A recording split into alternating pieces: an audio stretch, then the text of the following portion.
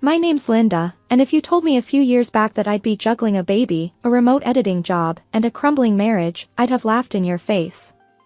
But here I am, 33 and barely keeping my head above water. It all started when I was assigned to edit a book by Alex Chambers, a writer who was the talk of the town back then. I remember our first call. His voice, deep and a bit rough, came through the line, "Linda, Alex Chambers. Got your notes? Let's talk shop." I was professional, of course. "Sure, Alex. Chapter 3, the pacing feels off. And the character of John, he needs more depth." There was a pause, then a chuckle. "Straight to the point, huh? I like that." That was our routine. Long calls, discussing his book, characters coming alive between us. Then one day, he threw me a curveball. "Your voice, Linda, it's, I don't know, calming. Fancy meeting over coffee? Talk about the book face to face?" I was taken aback, but curious. Sure, why not? So we met, and things clicked in a way I didn't expect. Fast forward through a whirlwind romance, and I found myself married to Alex Chambers, with a little girl, Lily, to complete the picture. Life was a dream, at first. Alex was charming, attentive. But when Lily came, and I switched to working from home, things started to shift. It started small. Alex, usually brimming with ideas, hit a dry spell. One night, as I was putting Lily to bed, I heard him cursing at his laptop. "Nothing. Not a damn word comes to mind," he shouted. I peeked into his office. "Hey, what's wrong?" He spun around, his face a mix of frustration and despair. "This book, Linda. It's like pulling teeth. I can't get the words out." Without thinking, I sat down next to him. "Let me take a look." That night, I ended up rewriting half of chapter 4. Alex read it, his eyes widening. This is good, Linda. Really good." A spark of pride flickered in me. But it was soon overshadowed by a new routine. I found myself spending nights at the desk, transforming Alex's jumbled thoughts into coherent chapters. He'd hover over my shoulder, nodding and occasionally mumbling, "Yeah, that's good."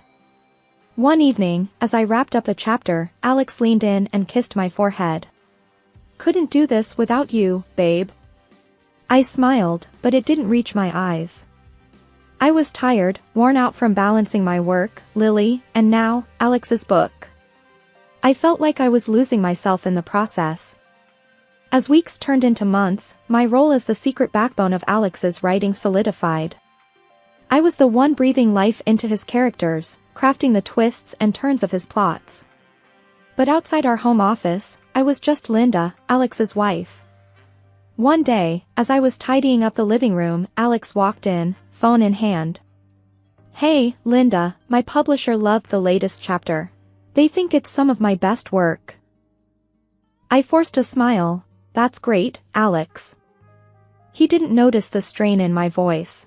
"Yeah, I told them I've been working hard on it." I bit back a sharp retort. "Working hard?" It was my words, my nights spent agonizing over every sentence. As Alex's book neared completion, my resentment grew. I was the muse he never acknowledged, the ghost in his success story.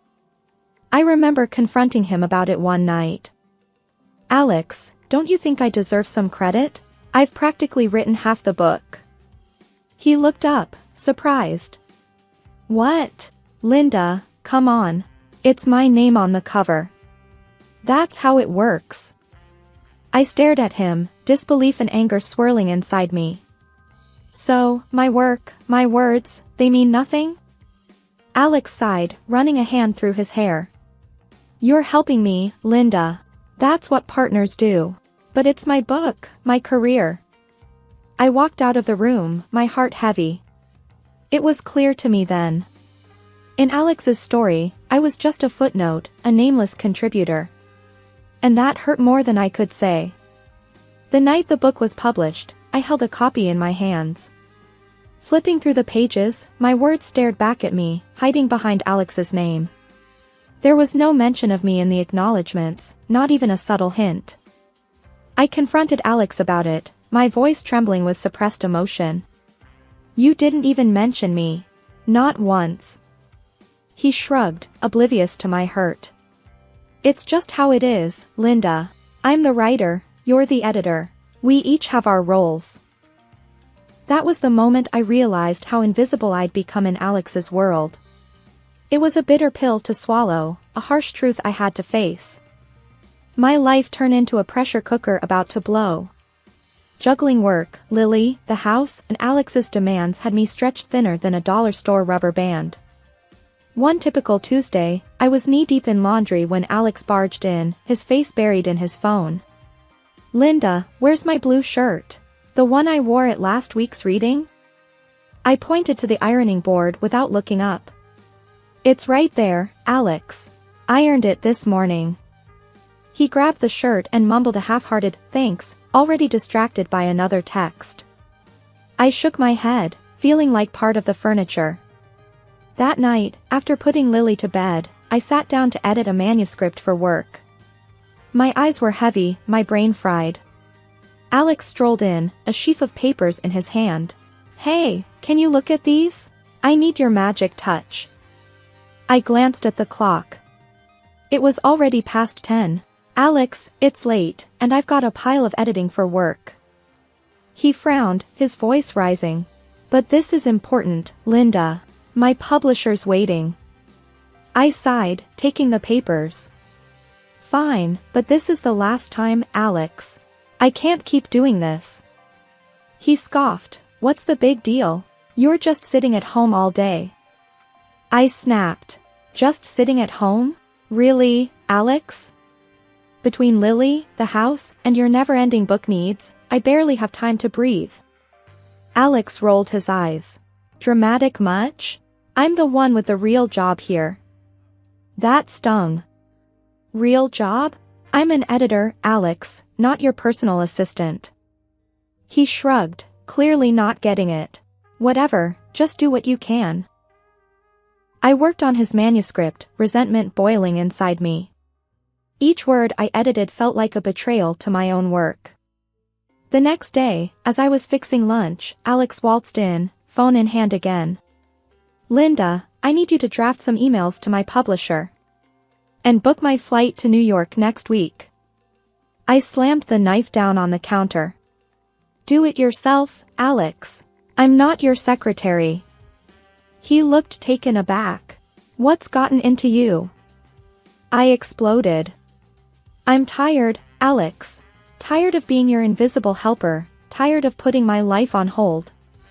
He tried to interrupt, but I plowed on. No, let me finish. I'm also a person, with dreams and a career. But you just take and never give a damn. Alex's face hardened. Fine, do what you want. I don't need your help. I watched him storm out, feeling a mix of relief and dread. But as I stood in the silent kitchen, I couldn't shake the feeling that things were about to get a lot harder. The day I uncovered Alex's infidelity felt like any other, until I stumbled upon something that turned my world upside down. I was sorting through our joint bank statements when I noticed a peculiar charge. Alex had booked a hotel room, supposedly for a fan meetup. But it wasn't a single room like usual, this time, it was a double. My heart pounded as I stared at the screen. A double room? Why would he need that? The question echoed in my mind, but deep down, I feared I already knew the answer. I decided to confront him when he got back. He walked through the door that evening, looking weary but satisfied. Hey, Linda, back from the event. It was great, he said, trying to kiss me. I dodged his kiss and held up the bank statement. Why'd you book a double room, Alex? He glanced at the statement, his face momentarily blank. Oh, that? Must be a mistake. I booked a single, like always. I wanted to believe him, but the doubt had already seated itself. A mistake, huh? Okay. Later that night, after Alex came home drunk, he crashed into bed, leaving his phone carelessly on the nightstand. A voice inside me whispered to check it. I hesitated, but curiosity and suspicion won. Picking up his phone, I felt like a detective in a bad movie, but what I found was no fiction. His messages were a maze of lies and deceit. There it was, a string of texts with someone named Julia. They weren't just friendly, they were intimate, full of plans and secrets. I scrolled through their conversations, each message a stab to my heart. Alex's words about me were the worst, calling me a fool, saying he only kept me around as a servant. Tears blurred my vision, but I kept going, screenshotting everything.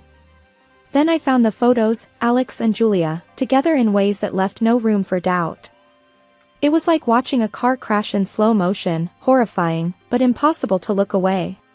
I transferred all the evidence to my laptop, a heavy knot forming in my stomach. This was more than a hunch now, it was cold, hard proof of his betrayal. The next day, I acted like everything was normal. Alex, clueless and hungover, didn't suspect a thing. "Morning, Linda. What's for breakfast?" he asked, rubbing his eyes.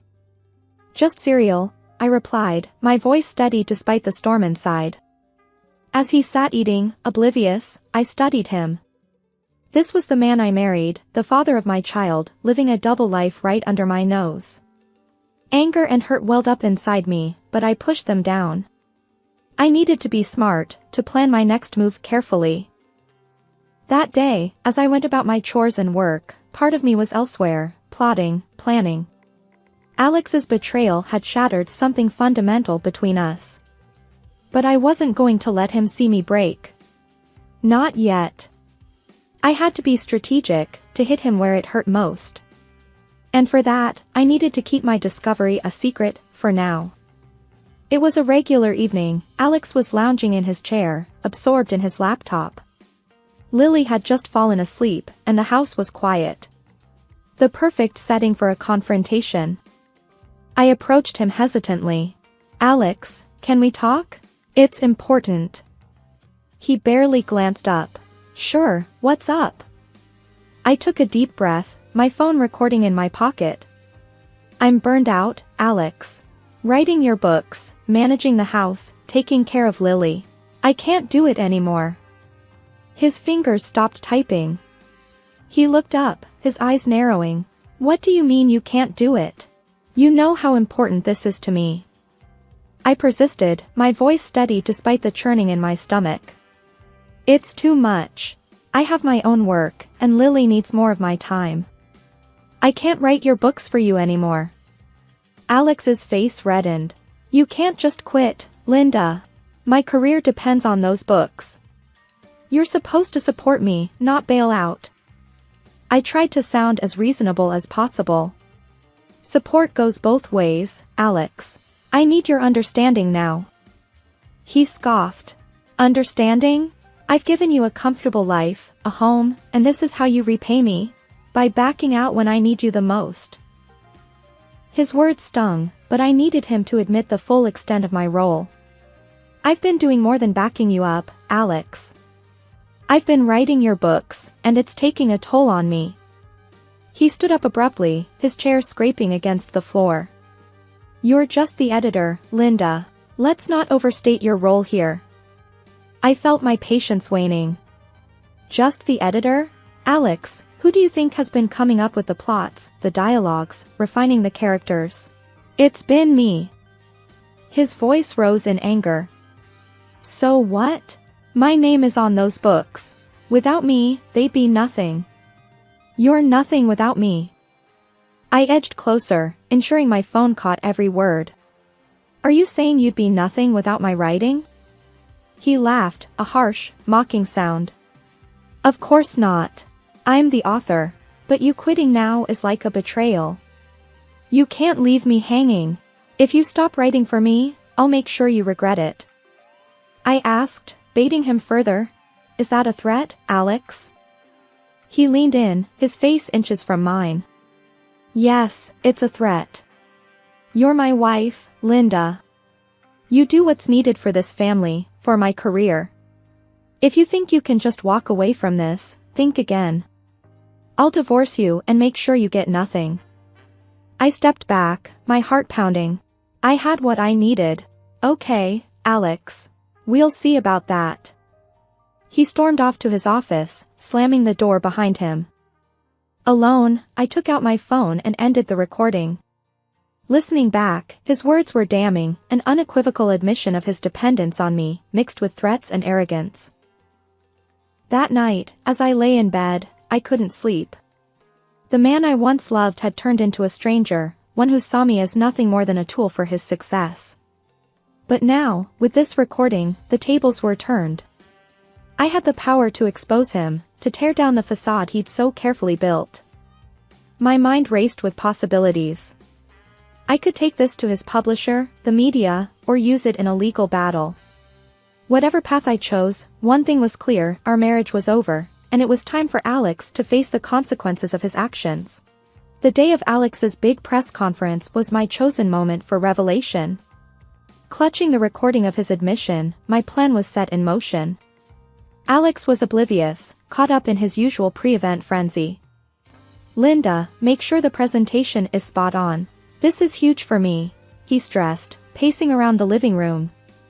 I nodded, hiding my nerves behind a calm facade. "I've got it under control, Alex." Little did he know, the presentation I had prepared was a far cry from his expectations. I had embedded not just the transcript of our conversation, but also the audio recording, ready to expose his duplicity to the world. The conference day arrived. I was a bundle of nerves and determination, watching as Alex took the stage with his usual flair. "Ladies and gentlemen, thank you for joining me. Today, I'll give you an insight into my creative process." As the first slide flashed up, Alex's confident smile wavered. The room fell into a stunned silence as his own words appeared on the screen, followed by his voice echoing through the speakers, confessing his reliance on me for his books. The shock in the room was palpable. Alex fumbled for words. There seems to be some mistake." But the damage was done. The crowd was in an uproar, murmurs and gasps filling the air, while cameras clicked frantically, capturing every moment of his unraveling facade. The aftermath of the press conference was like a hurricane tearing through our lives. Alex, once the master of his domain, was now caught in the eye of the storm he had created. His fury when he returned home was palpable, a tempest of anger and disbelief. "You've completely destroyed me, Linda. My career, my reputation. How could you?" he raged, his voice echoing through the halls of our once peaceful home. I faced him, my resolve unwavering. "I'm filing for divorce, Alex. I can't be part of this lie anymore." His anger turned to desperation. "Divorce? You can't be serious. Think about Lily, think about what you're doing to our family." I sighed, a weight lifting off my shoulders. "It's over, Alex. I know about Julia too. The lies, the betrayal. It's all out now." He sank into a chair, his energy deflated. "Linda, I didn't mean for any of this." I shook my head. "It doesn't matter what you meant. It's what you did. And now, everyone knows." As his career began to crumble, with publishers distancing themselves and fans expressing their outrage, I took the opportunity to reclaim my voice. I decided to continue the book series under my own name, my work finally receiving the recognition it deserved. In the midst of this, a surprising twist came my way. Alex's mistress, a woman with considerable influence in the media, approached me discreetly. She was desperate to keep her name out of the scandal and offered a substantial sum to ensure her anonymity in court. After much contemplation, I agreed to her terms. This wasn't just about retribution, it was about securing a stable future for Lily and me. The money meant freedom and a fresh start. The day of the divorce hearing arrived, and Alex's demeanor had shifted from anger to a plea for reconciliation. "Linda, we can sort this out. We can go to counseling, start over. Please, don't do this." I looked at him, seeing the man I once loved, now a stranger consumed by his own deceit. "It's too late, Alex. I can't erase what you've done, the lies you've told. It's over. In the courtroom, the air was tense. Alex's lawyer tried to argue for leniency, but the evidence against him was undeniable. The judge ruled in my favor, granting me a significant compensation and full custody of Lily. Alex was ordered to pay child support, a final blow to his already faltering financial state. Returning home, I watched Lily playing in the living room, her laughter a balm to my soul. I knew the road ahead would be challenging, but for the first time in a long time, I felt hopeful. That night, as I tucked Lily into bed, her gentle breathing was a reminder of the new beginning that lay ahead of us. "Mommy, will everything be okay?" she murmured sleepily.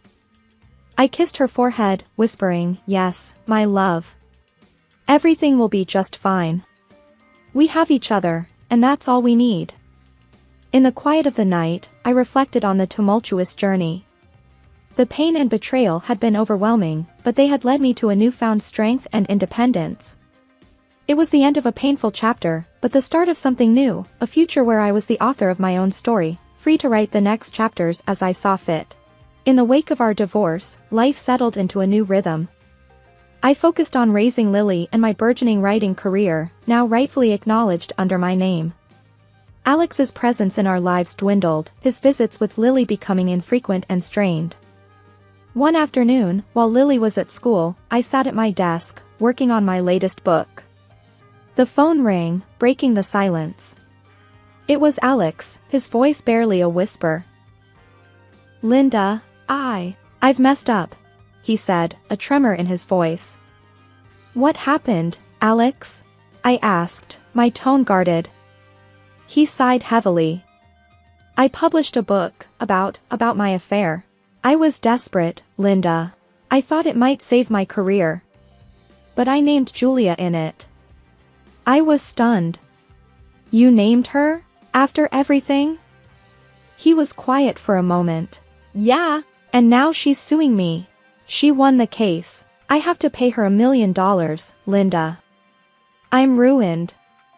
I shook my head, disbelief and a twinge of pity mingling inside me. "Alex, why would you do that? You knew the consequences." "I don't know, Linda. I don't know what I thought." I ended the call, feeling a mix of emotions. It was a stark reminder of how far Alex had fallen, a victim of his own hubris and poor choices. Weeks passed, and the news of Alex's latest fiasco spread. His already tarnished reputation took another hit. Meanwhile, my own career flourished. My books, once hidden behind Alex's name, were now celebrated for their authentic voice and compelling storytelling. One day, as I picked Lily up from school, her teacher, Ms. Adams, approached me. "Linda, I just wanted to say, I've been reading your books. They're incredible. You're so talented." I smiled, a sense of pride swelling in my chest. "Thank you, Ms. Adams. That means a lot." As Lily and I walked home, hand in hand, she looked up at me with her bright, curious eyes. "Mommy, are you happy now?" I squeezed her hand gently. "Yes, Lily, I am. Very happy." It was true.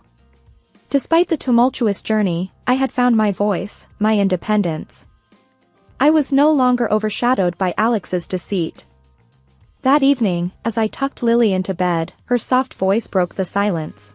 "Mommy, will Daddy be okay?"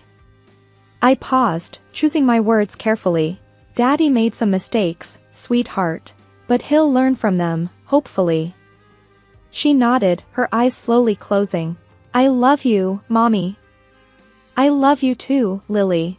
More than anything." As I turned off the light, I realized that this was not just the end of a painful chapter, but the beginning of a new one. A chapter filled with hope, strength, and the unwavering love between a mother and her daughter. In the quiet of the night, I reflected on the journey. Karma had played its hand, and in its wake, left a path for new beginnings. I had emerged stronger, wiser, and more determined. My story, once hidden behind the shadow of another, was now mine to write, and I embraced it with open arms.